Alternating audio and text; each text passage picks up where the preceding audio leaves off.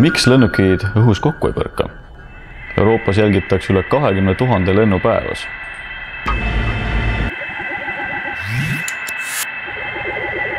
Ka maa peal pole suure lennukiga ohutu.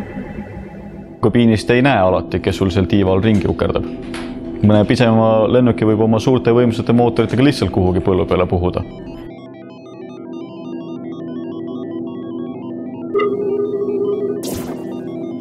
Võtmesõnaks on lennujuht.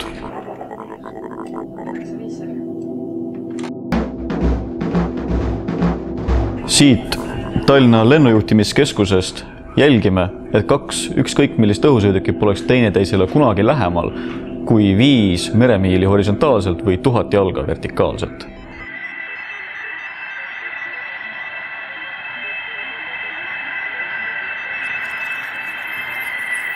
Ei, tegelikult me ei tee seda binokliga. Selleks on meil hoopis teistsugused seadmed.